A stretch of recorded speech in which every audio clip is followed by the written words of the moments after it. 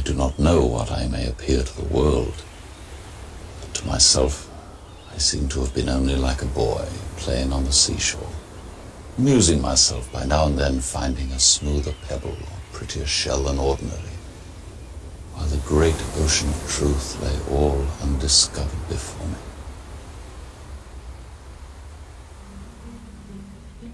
Isaac Newton is considered by many to be the greatest genius of all time. His virtues proved him a saint, and his discoveries might well pass for miracles. He was revered as a scientific demigod in his own lifetime. Now the keenness of a sublime intellect has allowed us to penetrate the dwellings of the gods and ascend the heights of heaven. If anybody was a genius, then Newton was. Newton revealed the nature of light, allowing us to explore the universe. He enabled us to calculate motion and predict change. He distilled the force that unites the whole universe into a precise mathematical formula, the universal law of gravity. Newton is celebrated as the rational genius who propelled us out of medieval darkness and into the Enlightenment. But Isaac Newton was also a complex, difficult, and secretive man. He wasn't communicative. He didn't want to work with anybody else. He was easily offended. Spiteful and swayed by those who were worse than himself. In vulgar modern terms, Newton was profoundly neurotic. Newton's deepest obsession would only be revealed 200 years after his death, an occult world of heretical religion and alchemy.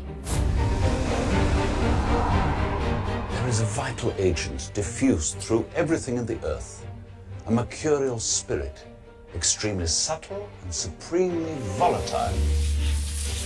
But Newton's secret obsessions would transform the way we understand the universe. Newton was not the first of the Age of Reason. He was the last of the magicians.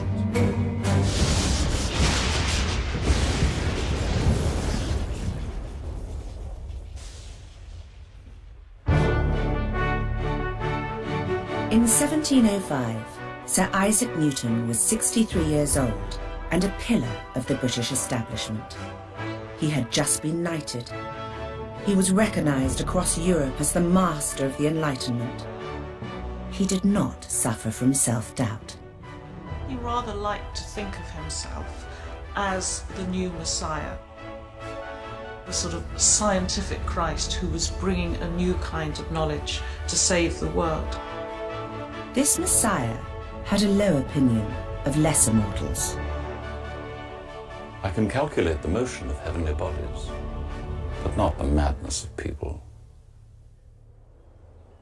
Newton's estrangement from humanity began from the moment he was born at Woolsthorpe Manor, Lincolnshire, on Christmas morning 1642. When I was born, I was so little they put me in a quart pot, and so weakly they did not think I would live. I was a little fellow. The 1640s were the most tumultuous decade in English history. The English Civil War left 1 in 10 men dead. King Charles I was beheaded. Oliver Cromwell's puritanical government waged war against Catholicism and the monarchy. Bubonic plague was rampant. People genuinely believed the world was coming to an end. This time of chaos and upheaval marked Newton for life. Newton craved certainty. All of Newton's work is about finding certainty, finding the truth and the things that you can absolutely believe in. His home was anything but a haven. His father died a few months before he was born. He was then rejected by his mother. She abandoned him to start another family when he was 3 years old. Newton grew up in tune with the Protestant spirit of the age. Anti-Catholic, Bible reading, and introspective. He made a list of childhood sins written in code. The list begins innocently. Making pies on Sunday night. Making a mousetrap on thy day. Squirting water on thy day.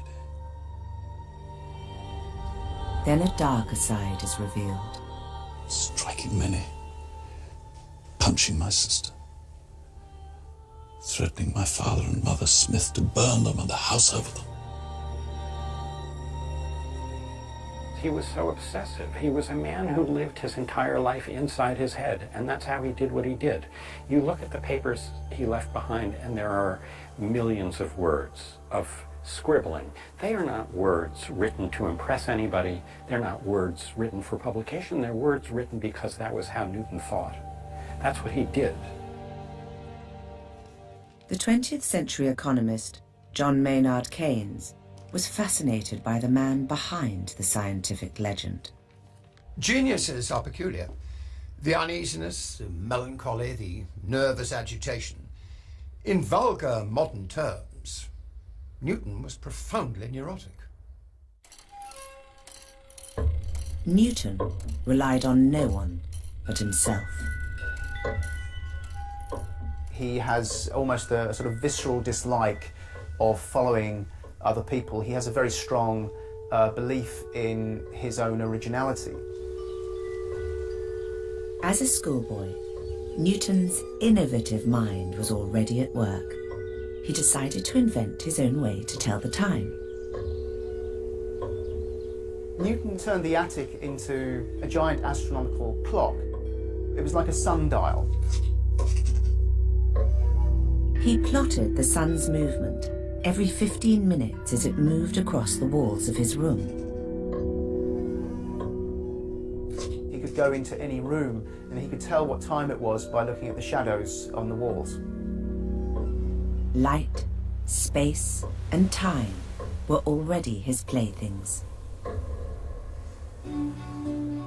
Newton's teenage notebooks mention no friends. Instead, they reveal his efforts to find his own answers to practical problems, like alleviating wind. Steep horse dung, especially stoned horse, in ale.